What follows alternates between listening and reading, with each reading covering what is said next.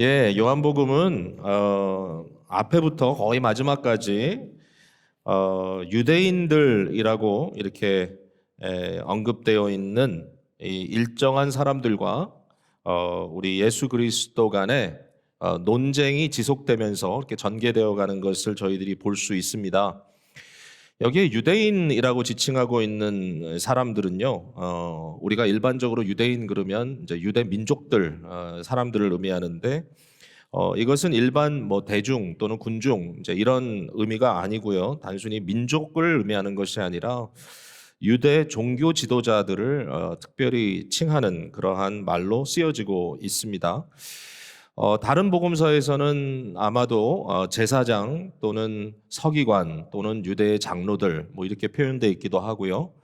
또 아주 구체적으로 종교 이 집단이라고 말할 수 있는 바리새파 또는 사두개파 사람들이다 이렇게 이제 언급되어 있기도 한데 요한복음에서는 그냥 통틀어서 유대인들 이렇게 이제 말하고 있는데 이들은 종교 지도자들입니다. 그러니까 유대 사회 자체가 종교 사회였기 때문에 종교적 사회였기 때문에 이들은 종교인들로서 리더로서 단순히 종교적인 측면만이 아니라 정치적인 측면까지 관계하는 이제 그러한 위치에 있었던 사람들인데 이들이 갖고 있는 종교의 어떤 그런 생각, 이들이 갖고 있는 관점 이런 것들과 예수 그리스도께서 증거하시는 특별히 자기 자신에 대한 증거하시는 내용이 전혀 맞아 들어가지가 않았던 것을 볼 수가 있습니다. 이처럼 서로의 견해가 다르고 서로의 생각이 달랐을 때 그럼 어떻게 하느냐? 예수 그리스도께서 요한복음에 드러나시는 모습을 보면 정말 놀라울 정도로 집요하게 저들을 공격하시는 걸 볼 수가 있습니다. 절대로 쉽게 넘어가지 않으시고요. 어떠한 일들에 대해서 논쟁이 붙으면 우리 주님께서 백다운하지 아니하시고 굉장히 집요하게 저들의 생각을 파고 들어가시고 심지어는 공격하실 때 저들을 마귀의 자식들이다라고까지 공격하시는 모습을 볼 수가 있습니다. 그렇다면 유대인들은 어떻게 했을까요? 유대 종교 지도자들은 결국 말로는 잘 안 됐던 것 같아요.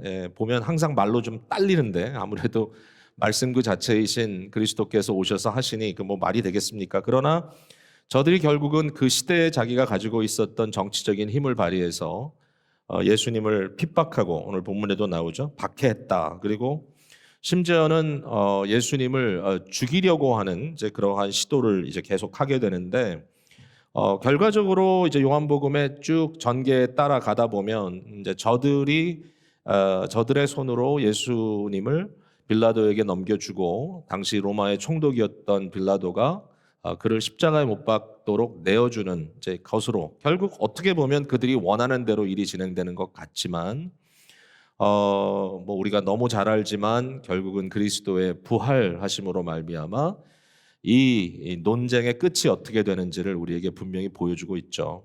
결국은 그리스도가 신원되는 그리스도가 옳았다. 그리고 부활하신 예수 그리스도를 만난 제자들의 입술을 통해서 특별히 도마의 입을 통해서 주님은 나의 주님, 로울드이시고 나의 하나님이십니다라고 고백하게 하는 이제 그러한 이제 내용으로 쭉 전개가 되는 것을 볼 수가 있습니다.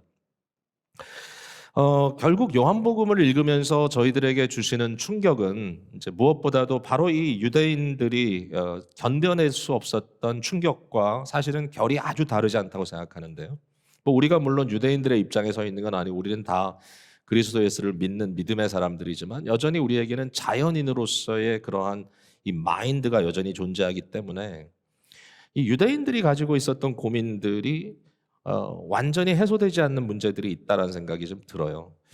제가 솔직한 고백입니다만은 이제 제가 요한복음을 참 좋아합니다. 얼마나 좋아하냐면 저희 기쁨의 교회 개척하고 나서 처음에 결국 한 절도 빠지지 않고 쭉 강해 설교를 했던 말씀이 요한복음 또 로마서였는데 요한복음은 빠지지 않는 메뉴. 제가 설교하는 것도 너무 좋아하고 말씀이 가지고 있는 내용이 너무 심오하고 문학적이고 상징적이고 뭐 굉장히 파워풀하기 때문에 참 좋아하는데 이번에 이제 2022년에 이제 시작을 하면서 요한복음 묵상이 또 시작됐잖아요. 이제 뭐 오랜만도 아니고 이제 자주 계속 통독하면서 거의 매년마다 만나는 말씀에도 불구하고 굉장히 새롭게 또 다가오네요. 이 말씀이.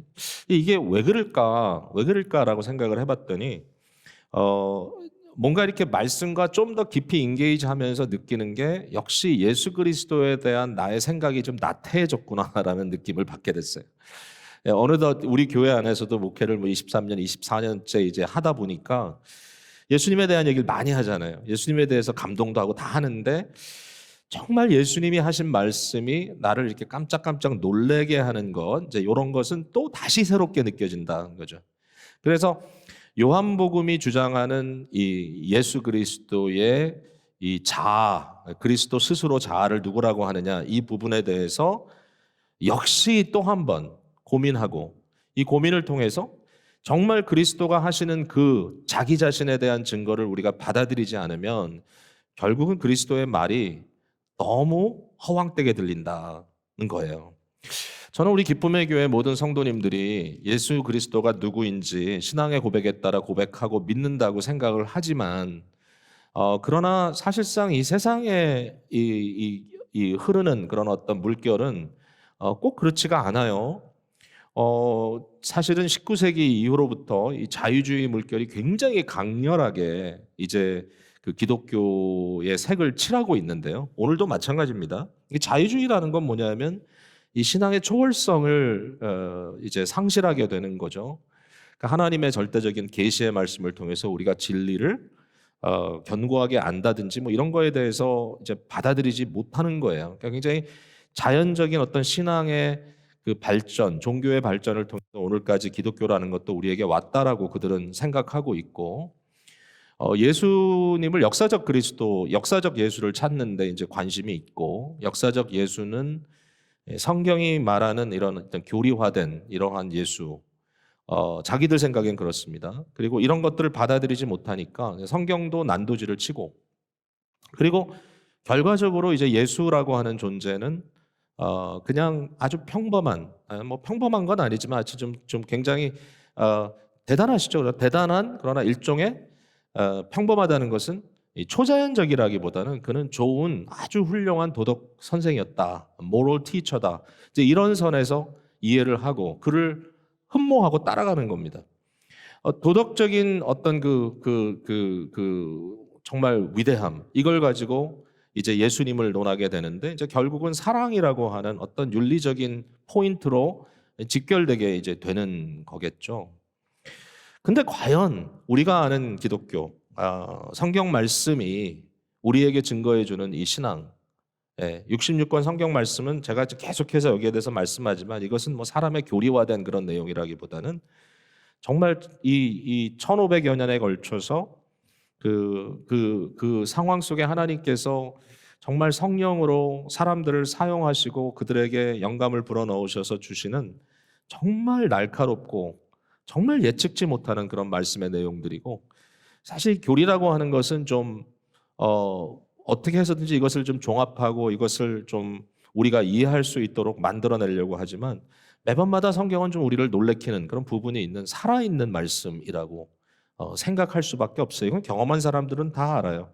성경 자체에서 하나님의 말씀은 양날이 선 검처럼 우리에게 정말 왔을 때 우리의 심령과 골수까지 다 쪼갠다 이렇게 얘기하듯이 이제 말씀은 그런 것이기 때문에 사실 성경이 증거하고 있는 이 기독교, 성경이 증거하고 있는 예수를 만날 때 정말 그렇게 구태의연하게 만날 수 있느냐? 정말 그렇게 밋밋하게 만날 수 있느냐? 이제 아니라는 거죠. 누가 제일 먼저 시작한 얘기인지는 모르겠습니다만은 제가 적어도 읽은 거는 20세기 초반에 영국의 그 일종의 언론인으로 저널리스트로 활동을 했던 분인데 이제 크리스찬 이 기독교 책을 썼던 G.K. 체스터튼이라는 분이 이 얘기를 먼저 한 것 같고, 그 책을 아마 읽은 우리 C.S. 루이스가 그거를 또 도용해서 쓰면서 그것을 좀 더 퍼퓰러하게 만든 그런 이야기인데, 과연 복음서에서 증거하는 아마도 요한복음을 특별히 생각한 것 같아요. 이 복음서에서 증거하는 예수 그리스도에 대해서 우리가 어떤 반응을 할 수 있느냐, 무엇이 논리적인 반응이냐라고 했을 때 결국은 이제 결론은 두 가지밖에 없는 거죠. 하나의 결론은 뭐냐면 예수님의 말씀이 진리다, 사실이다. 이게 하나의 결론일 수 있고 또 하나의 결론은 거짓이다라는 결론이죠. 예수님 스스로 나는 하나님이다. 결국 오늘 이제 그 얘기를 좀 나눌 건데 나는 하나님이다. 하나님과 동등하다. 이런 이야기를 했을 때 이게 사실이냐 아니냐라는 사실은 옵션밖에 없는 거죠. 이럴 수도 있고 저럴 수도 있다라는 옵션은 없는 거죠. 그러면 이것이 만약에 거짓이라면 많은 이제 대부분의 심지어는 뭐 불신 소위 말하는 비기독교인뿐만 아니라 많은 자유주의 기독교인들, 많은 오늘날 이 메인라인 교회들의 크리스천들이 말하는 대로 예수님이 말하는 것을 다 믿을 수는 없다. 예수님이 말하는 것은 다 이게 진리는 아니다라고 믿는다면 과연 그렇게 말한 예수 그리스도를 우리가 어떻게 이해해야 될 것인가? 이런 말을 했는데 그게 사실이 아니에요. 사실이 아니에요. 이게 진짜가 아니라 뭔가 잘못된 말을 했다 그러면 그럼에도 불구하고 우리가 예수 그리스도는 여전히 좋은 선생님이라고 말할 수 있는가? 여전히 그를 모럴 티처라고 말할 수 있는가? 모럴이 없죠. 만약에 예수님이 그것을 몰라서 그렇게 얘기를 했다면, 다시 말해서 스스로 일종의 자기 환상에 빠져 있고 자기 도취에 빠져 있는 일종의 이 잘못된 생각을 갖고 있는 사람이었다면 결론은 뭐냐면 그는 한마디로 생각이 잘못 박힌 미치광이에 불과하다. 그 이상일 수는 없다는 거예요. 그러니까 자기가 하나님이 아닌데 하나님이라 그러면 미치광이지 그걸 어떻게 좋은 선생이라고 얘기할 수 있겠어요? 그게 아니면 그가 알면서 이런 기만을 했다. 아는데도 사람들에게 스스로 이렇게 거짓 선전을 했다 그러면 뭐예요? 그는 사기꾼이죠. 거짓말장이죠. 그러니까 이 두 가지 옵션밖에 없다는 거예요. 그 부분에 있어서는. 그러면 절대로 예수가 좋은 선생이라고 하는 오늘날 많은 크리스찬들이 가지고 있는 그런 아주 구태의연한 결과는 있을 수가 없다. 만약의 경우에 예수님의 말씀이 사실이라면 어떡하느냐? 사실이라고 한다면 지금 우리가 하나님의 말씀을 받아들이고 이걸 사실로 받잖아요. 그러면 무슨 옵션이 우리에게 있느냐? 그를 인정하고 그를 주님으로 고백하고 그를 경배할 수밖에 없다. 다른 옵션은 없다. 그러니까 대강 예수님을 그냥 좋은 사람 정도로 이렇게 치부하고 그에게 그냥 괜찮은 어떤 이미지를 씌워 입히고 나는 주님과 게롤렁해. 이런 정도의 신앙이라는 것은 기독교에서는 주어진 옵션이 아니다라고 주장을 한 거고 저는 그게 굉장히 타당하다고 생각해요.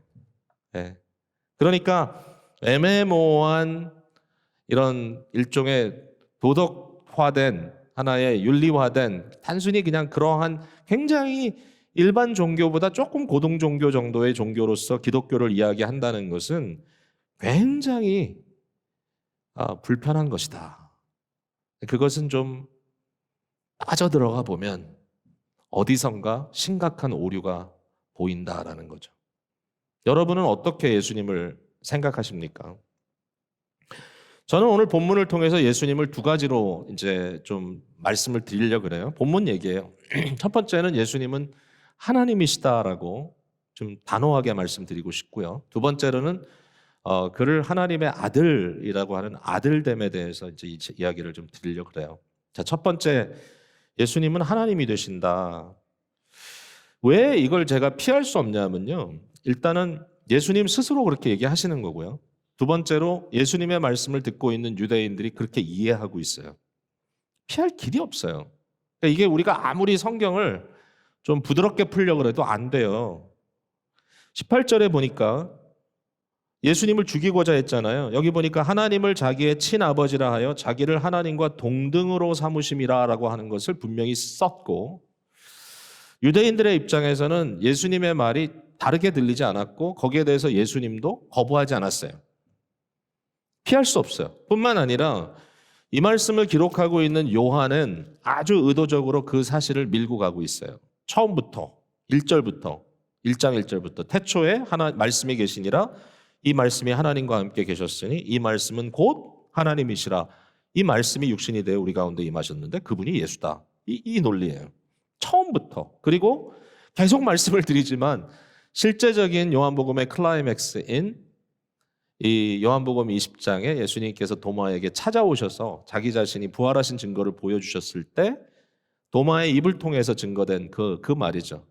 나의 주님, 나의 하나님이시니다. 그 말을 하기 위해서 끝까지 기다렸어요. 이 요한 사도가 기록하면서. 결국은 도마의 입을 통해서 고백된 이 고백이 결론인 거예요. 그러니까 여기에 대해서 우리가 비껴갈 수 있는 방법이 없어요. 그러니까 예수님이 이것을 분명히 주장했고 우리는 지금 그 주장을 보고 있다.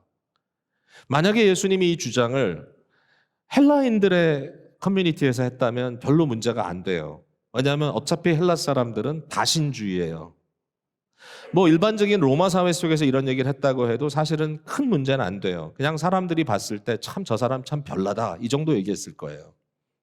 그런데 유대인들의 사회에서 이런 얘기를 했기 때문에 이건 진짜인 거예요. 이게 그냥 안 해도 될 얘기를 실수로 한 게 아니에요. 이건 실수가 아니에요. 고의예요. 고의도 아주 심각한 고의예요. 왜냐하면 유대인들이 가지고 있는 신앙은 유일신 사상이에요. 하나님 유일하신 그분. 구약 성경을 쭉 보세요. 나 외에는 다른 신이 없다. 나 외에는 없느니라. 이게 유대의 종교예요. One God, One and Only God. 창조주 하나님 바로 그분이 우리를 애굽 땅에서 종살이 하는 데서 건져내신 그분이다. 이게 유대인들의 신앙이거든요. 이 유대인들의 신앙 한가운데 예수님께서 오셔서 나는 그분과 동등하다라고 얘기를 하는 겁니다. 자기의 신성을 얘기합니다. 이것은 하나님과 비슷하다 이런 얘기가 아닙니다. 그런 얘기만 해도 문제겠지만 이건 심각한 얘기거든요. 나는 아버지와 하나다. 이 삼위일체 교는 되게 어려운 교리이지만 적어도 이 땅에 육신을 입고 나타나신 이 성자 그리스도가 아버지와 하나 되심, 동등하심, 이퀄 되심을 지금 이야기하고 있다는 상황에서 유대인들은 어떻게 반응하죠? 돌로 쳐 죽일 수밖에 없습니다.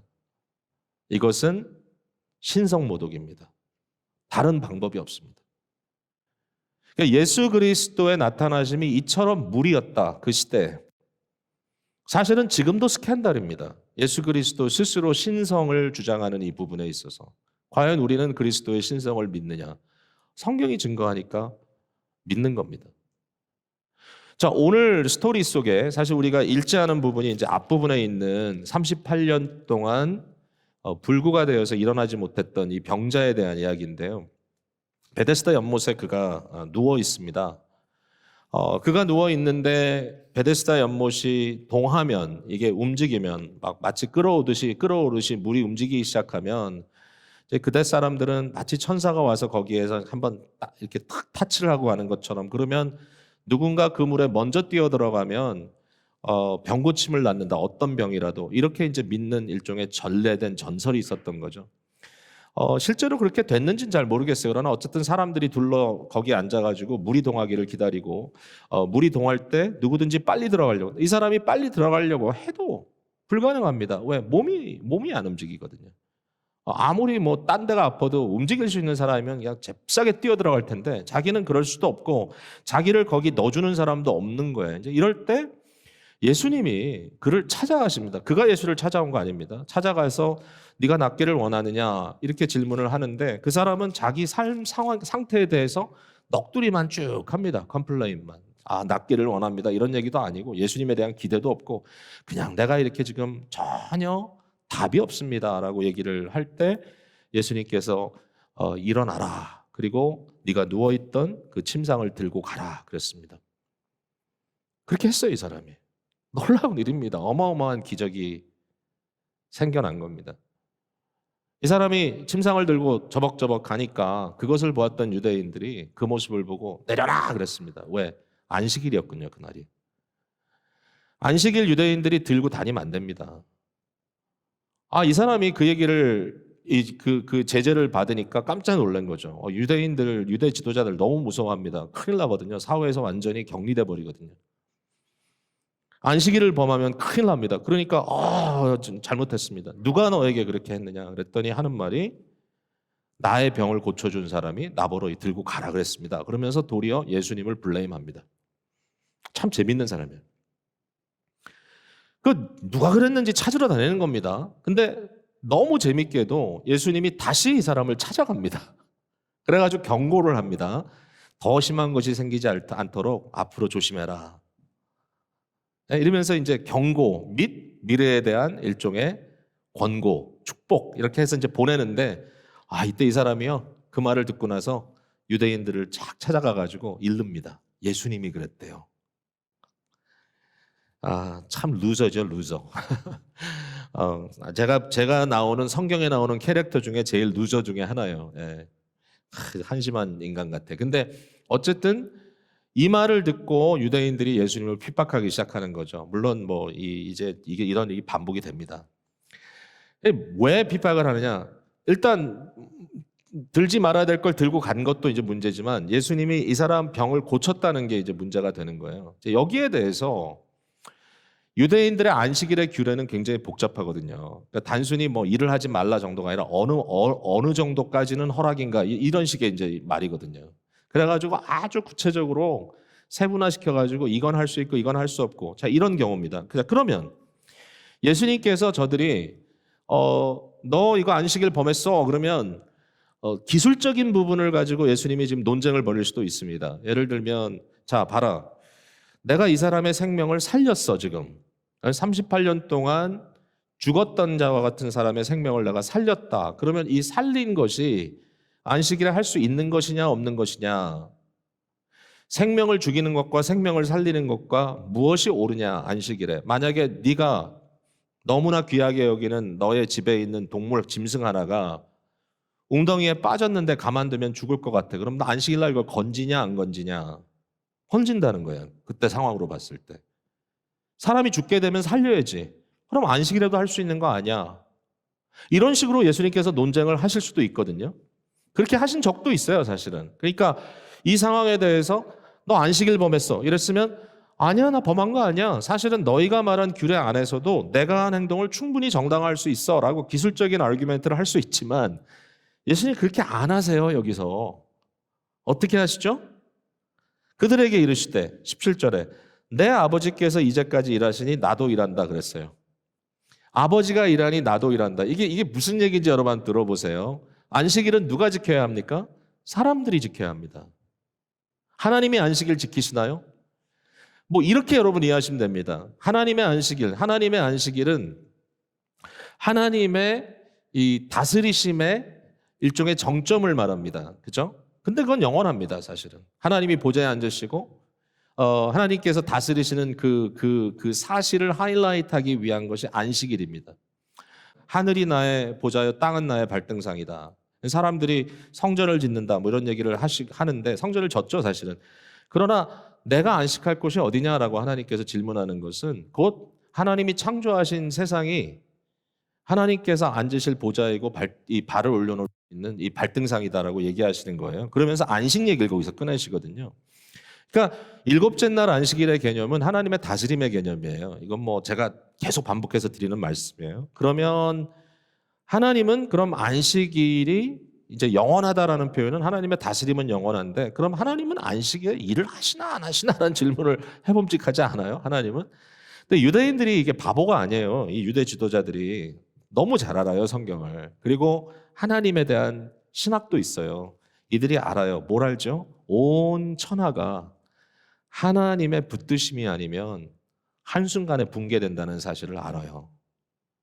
창조주 하나님은 창조만 하신 게 아니라 그 창조하신 것을 이렇게 끌고 가시는 섭리자예요. 섭리자. 이 섭리라는 말은 창조한 것을 계속해서 이렇게 이어가시는, 붙들고 가시는 분이라는 뜻이에요. 그러니까 하나님의 섭리는 멈추지 않아요. 하나님의 일은 중단하지 않아요. 하나님이 우리를 돌보셔요. 지금도 졸고 주무시지 않으세요. 이 순간에 우리 하나님 예배하잖아요. 이 순간도 하나님은 우리의 생명을 지금 붙들고 계세요. 이 온 세상도 그래요. 그러니까 하나님은 일하신단 말이에요. 그러니까 알아요 유대인들이. 안식일을 너 안식일 범해? 그건 사람이나 하는 얘기지. 하나님께 대놓고 하나님 왜 안식일 범하세요? 이렇게 할 수 없어요. 하나님은 인간이 지키는 안식일의 개념이 아니고 하나님은 안식일에 온 세상을 지켜내야 돼요. 하나님이 다스리신다는 거거든요. 자, 그러면 예수님께서 하시는 말씀이 아버지가 일하시니 나도 일한다라는 말은 뭐냐면 하나님이 일하시는 것 같이 나도 하나님처럼 일한다는 거예요. 이거는 스스로 하나님과 동급이라는 얘기를 하는 거예요. 자기는 너희와 같은 유가 아니다. 하나님과 같은 유다라고 얘기하는 거예요. 이 말을 여기서 하시는 거예요. 그렇게 이해했어요. 그렇기 때문에 유대인들이 그가 하나님과 동등히 여겼다라고 결론을 내리고 있어요. 그 말이에요. 아버지가 일하시니 나도 일한다. 나도 신적인 존재, 신적인 권위를 가지고 아버지와 동등한 자로서 나도 하나님으로서 일하고 있다라고 이렇게 얘기를 하고 있는 겁니다. 자, 오늘 본문 속에 하나님만이 할 수 있는 일이 한 3가지가 나옵니다. 이제 이것을 예수님께서 하시는 거예요. 하나님께서 하실 수 있는 일이 뭐냐면 첫 번째는요, 생명을 부여하는 일이에요. 생명의 근원이 되시는 일이에요. 이 이야기가 21절, 26절에 등장을 합니다. 제가 자세히 안 봐요. 여러분 보시면 돼요. 생명의 근원이시다. 하나님이 소유하신 근원 되신 생명을 예수님도 소유하신다. 여러분 너무 중요합니다. 인간의 생명은 의존적 생명입니다. 우리는 오리지널한 생명이 아닙니다. 우리는 받은 생명이고 이 받은 생명도 지켜주셔야 가질 수 있는 생명입니다. 그러나 하나님의 생명은 근원적 생명입니다. 오리지널 생명입니다. 창조주의 생명입니다. 우리 예수 그리스도는 이런 생명을 가지셨다는 것입니다. 두 번째로 하나님은 심판주의십니다. 심판. 궁극적으로 심판은 하나님만 하십니다. 근데 우리 주님께서 하시는 말씀이 22절에 아버지께서 아무도 심판하지 아니하시고 심판을 다 아들에게 맡기셨다 그랬습니다. 재밌죠? 우리는 하나님이 심판한다는 거 알고 있습니다. 하나님이 심판주입니다. 내막을 들여다봤더니 성부께서 그 심판을 성자에게 다 델레게이트 하셨다는 겁니다. 예수 그리스도는 심판주이십니다. 또 하나 하나님만이 하실 수 있는 것은 뭐냐면 예배를 받으시는 거거든요. 23절에 이는 모든 사람으로 아버지를 공경하는 것 같이 아들을 공경하게 하려 하십니다. 아들을 공경하지 아니하는 자는 그를 보내신 아버지도 공경하지 아니한다. 여기 공경이란 단어 자체는 보편적인 단어입니다. 성경에 등장을 할 때 내 부모를 공경하라 똑같은 말이긴 하지만 모든 단어는 컨텍스트 안에서 읽어야죠. 그 본문의 의미 안에서. 여기 공경을 누구에 대한 공경? 하나님에 대한 공경. 이것은 예배입니다. 인간과 쉐어할 수 없는 오직 하나님께만 드려야 할 공경, 하나님께만 드려야 할 무게감, 하나님께만 인정해 드려야 할 하나님 되심, 이것을 인정하는 거거든요. 근데 재밌는 것은 아버지를 예배하듯이 아들을 예배하라는 겁니다. 그리고 아들을 예배하는 것이 곧 아버지를 예배하는 거라는 것입니다. 아무리 다르게 볼래도 볼 수가 없는 여기에 나오는 하나님 되심, 예수 그리스도의 하나님 되심, 이것을 너무나 분명하게 요한복음이 증거하고 있기 때문에 다르게 읽을 가능성이 없습니다. 오늘 이 시간에 여러분들에게 요한복음을 읽으면서 이 예수 그리스도의 하나님 되심을 인정하고 받아들이고 읽을 때 그의 말이 여러분에게 make sense 하기 시작할 거라고 그렇게 전달해드리고 싶습니다. 이미 아셨겠지만 한 번 더 확인합니다. 예수 그리스도를 하나님과 동등한 하나님이시라고 하는 것을 받아들이지 않으면 그의 말씀들이 이해되지 않습니다. 자, 그게 첫 번째요. 두 번째는 뭐냐면 하나님의 아들이라는 것입니다. 하나님의 아들. 성부, 성자, 성령의 이 삼위격에서 성부, 성자, 성령이 한 인격으로 하나님을 이루신다. 이건 삼위일체 교리는 참 어렵고 미스테리입니다. 근데 요한복음 하나만 갖고 봐도 유일하신 하나님에 대한 인식 속에서 이 신학이 형성되잖아요. 예수님이 아버지와 난 동등하다. 그리고 아버지와 아들로부터 보내주시는 또 다른 보혜사 성령님. 그는 하나님의 영이다. 나의 영이다. 이러면 결국은 이제 하나가 하나로 묶여지는 거예요. 거기에 어떤 통일성이 있어요. 일치성이. 그러나 달라요 또. 이게 되게 흥미로운 부분이에요. 자, 이거 더 깊이 들어갈 수는 없지만 그러나 예수 그리스도가 참된 아들이라는 점을 보여준다는 게 굉장히 놀라워요. 분명히 하나님과 동등해요. 그런데 하나님의 아들 되심을 이 아들됨으로 강조하고 있어요. 스스로 자기 자신에 대해서. 이 아들이라는 게 과연 뭔가?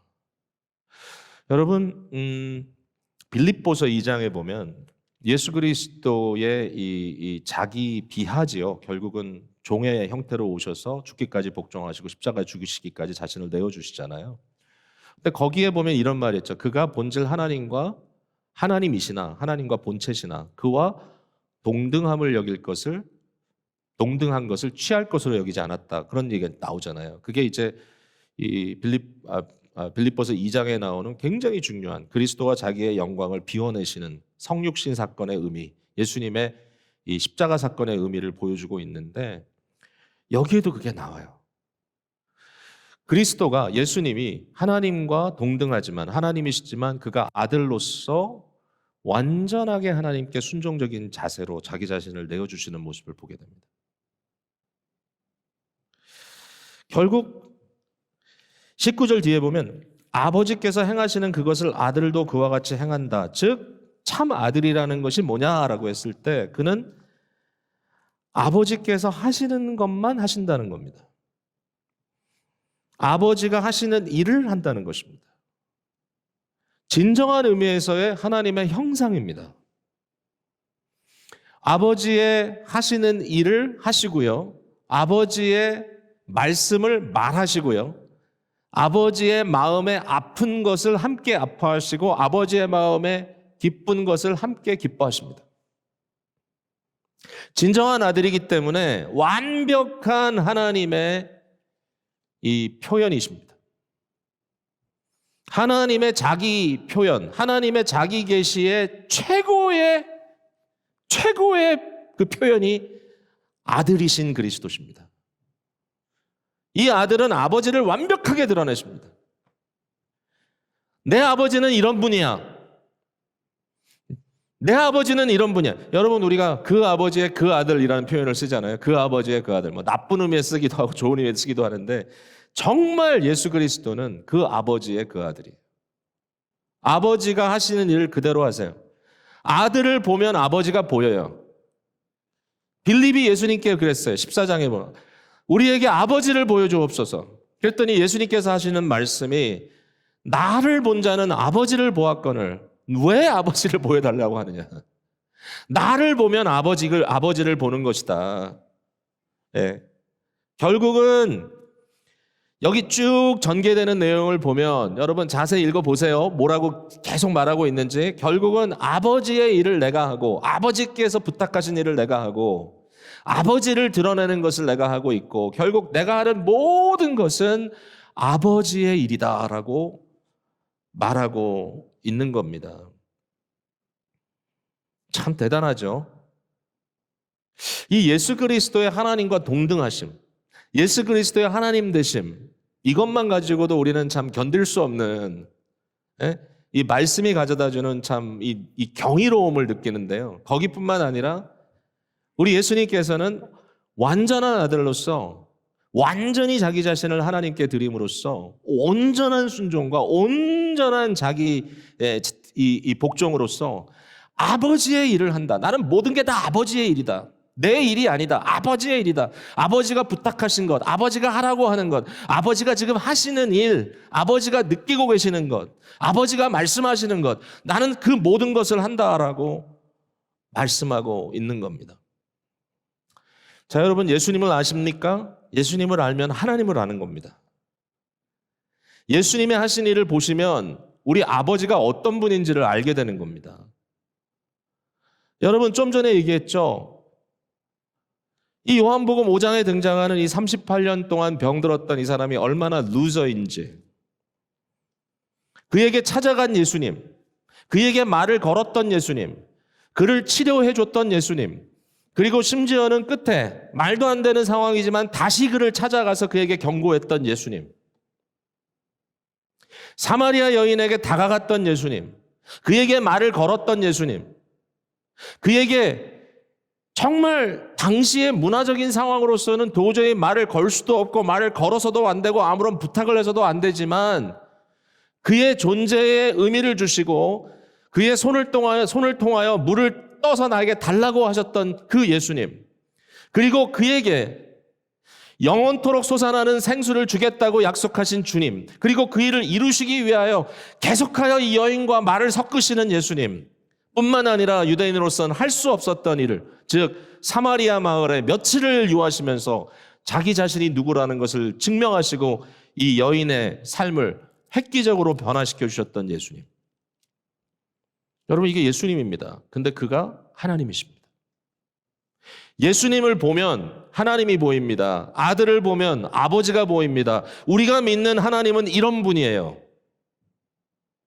요한복음에서 말하는 예수님, 그 하나님, 자기를 3번이나 부인한 베드로에게 유일합니다. 요한복음에 기록되어 있는 내용. 뭐죠? 예수님께서 디베랴 바닷가까지 찾아가시고 제자들을 다 통틀어 놓고선 얘기하신 것이 아니라 1대1로 베드로를 옆에 데리고 가셔서 3번 질문합니다. 네가 나를 사랑하느냐? 네가 나를 사랑하느냐? 네가 나를 사랑하느냐? 그리고 그 베드로의 고백하는 베드로 위에 자신의 교회를 세우겠다고 약속하셨던 그 말을 회복시키는, 다시 한번 그에게 사명을 회복시키는 그 말씀. 내 양을 먹이라, 내 양을 치라, 내 양을 먹이라. 3번 부인했던 베드로에게 3번 반복해서 그 말로 확신시켜주는 일까지도 예수님이 하십니다. 왜? 그게 하나님이시니까. 그를 의심하던 도마에게, 제자들 다 있을 때 없었던 건 도마예요. 도마 잘못이에요. 왜 그 자리에 없어서 못 봤어요? 그러나 다른 사람이 아니라 의심하는 도마를 위하여, 마지막 그를 위하여 다시 찾아가신 예수님, 그리고 그에게 내 손과 발을 봐라, 만져봐라, 네 손가락을 내 구멍에 넣어봐라 말씀하시면서까지 그를 설득하셨던 예수님, 그가 하나님이십니다. 우리 스스로의 인생을 돌이켜볼 때 한심하기 짝이 없습니다. 우리는 여전히 주님을 의심할 때가 많고요, 하나님의 마음을 섭섭하게 해드릴 때가 한두 번이 아닙니다. 우리 자신 스스로에 대해서 한심하다고 여기지 않는 사람이 몇 명이나 될까요? 저도 자신이 한심할 때가 참 많습니다. 그러나 절망하지 않는 이유는 우리 하나님은 그럼에도 불구하고 찾아오시는 분이시기 때문이지요. 예수 그리스도가 끊임없이 우리에게 마음의 문을 두드리시고 설득하시는 주님, 그게 우리 하나님이다. 누가복음에서 말씀하셨다면 우리 예수님께서 탕자를 위하여 끝까지 그를 바라보며 기다리셨고, 아직 먼 거리에서 발걸음 몇 걸음 뛰어오는 그 아들을 향하여 달려가신 아버지의 마음이 바로 하나님이다. 예수님이 보여주신 거예요. 오늘 이런 예수님을 우리의 주님으로 섬기고 또 그를 통하여 하나님의 마음을 알게 된 저희들은 어떻습니까? 어떻게 반응하십니까? 우리 주님을 흠모하고 주님을 경배하고 주님을 아름답고 귀한 분으로 인정하시기를 바랍니다. 그리고 마지막으로 한마디를 더 더하자면, 놀랍게도 요한복음에서는 바로 이 완벽하신 예수님의 아들 되심 속에 우리를 초대하십니다. 물론 우리는 하나님이 아니기 때문에 예수님처럼 완벽한 아들일 수는 없겠지만, 그러나 우리의 큰 맏형이 되시는 그분께서 스스로 우리를 그의 형제 삼으심을, 자매 삼으심을 부끄럽게 여기지 않았다고 히브리서에 기록되어 있습니다. 예수 그리스도의 복음은 바로 그런 복음입니다. 그를 영접하는 자, 곧 그의 이름을 믿는 자들에게 그가 주어가 빠져 있는데요, 우리 성경에 그가 우리를 하나님의 자녀가 되는 권세를 주셨다. 그는 예수입니다. 예수를 믿는 자, 예수에게 우리의 삶을 맡기는 자, 예수님과 성령 안에서 믿음으로 연합되는 자, 그에게 어떤 일이 벌어진다고요? 하나님의 아들과 딸이 되는 권세를 주셨다. 여러분, 요한복음 14장 이유는 좀 우리가 나중에 볼 겁니다만은 거기에 나타나는 산상설교에 끊임없이 등장하는 주제는 뭐냐면 예수님의 이 유니크한, 아주 독특한 아들 되심이잖아요. 그 유니크한 아들 되심에 상당한 경험을 우리에게 나눠주시기 위해서 계속 말씀하고 계신다는 겁니다. 내 아들 됨에 너희를 초대하고 싶다. 나와 아버지의 영광에 너희가 참여하게 하고 싶다. 아들 된 내가 아버지께 기도하는, 아버지와 대화하는 그 대화 속에 너희를 초대하고 싶다. 내 이름으로 기도하라. 그리하면 아버지께서 들으시리라. 끊임없이 우리를 아들됨으로 초대하시는 주님. 여러분, 우리가 예수님을 따라 산다는 것은요, 참 익사이팅한 것 같아요. 한마디로 정리할 수는 없어요. 그러나 적어도 요한복음에 나타난 예수님의 모습은 우울하지 않아요. 예수님의 모습은 두려워하지 않아요. 예수님의 모습 속에는 경쾌함이 있어요. 사람을 그렇게 사랑해요.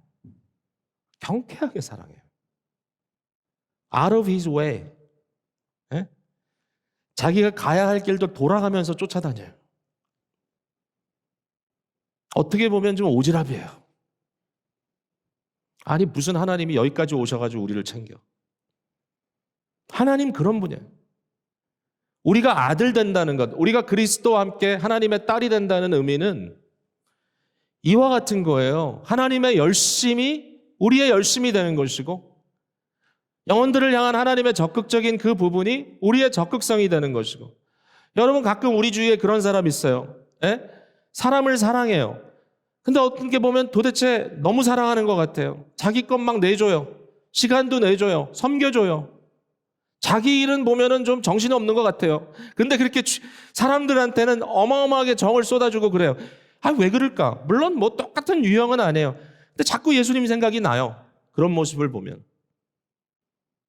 넉넉하신 아버지 하나님의 아들로서 자기 자신을 완전하게 비워내주기까지 드려도 결국 아버지의 채움으로 나는 채워질 거야 라고 하는 자신감이 있는 것 같아요. 여러분 오늘 어디에서 여러분이 예배를 드리시든지 간에 또 일주일의 삶이 여러분 안에 있습니다. 소극적이실 필요 없어요. 너무 이 상황에 대해서도 두려워하실 필요 없어요. 여러분 병들면 지나갈 거예요. 혹시라도 이 세상에서 우리의 생명을 잃으면 영광 중에 깨어날 거예요. 사람들과 헤어지면 부활의 날에 만날 거예요. 너무 극단적인 얘기입니까? 근데 그러한 배짱이 없으면 어떻게 크리스찬으로 목숨을 내어놓고 순교를 합니까? 쉬운 일이 아닌데 제가 쉽게 얘기한다고요? 아니요, 쉽지 않아요. 저한테도 어려워요. 그러나 끊임없이 스스로 리마인드 해야 돼요. 내가 믿는 신앙은 이 세상이 감당할 수 없는 것이다. 그래서 우리가 우리 자신을 쏟아 부어도 하나님이 손해보게 하지 않으신다. 세상에서 결과를 얻지 않아도 우리 예수 그리스도처럼 자신을 쏟아 부어주시는 이 적극적인 삶을 통하여 결국은 하나님이 우리 신원하시고 영광으로 덧입혀 주실 것이 분명합니다. 그래서 사십시오. 힘들어도. 어려운 가정 상황 속에 계시다 할지라도 좀 흥겹게 사십시오. 그리고 거기에서 거하십시오. 내 상황이 참 어렵다. 내가 돌봐야 될 사람들이 너무 많다. 그런 시간이 있을 수 있습니다. 주님의 아들입니다. 여러분은 하나님의 아들과 딸이기 때문에 오늘도 그 마음으로 예수 그리스도를 따라가는 저와 여러분이 되기를 우리 주 예수 그리스도 이름으로 축복을 드립니다.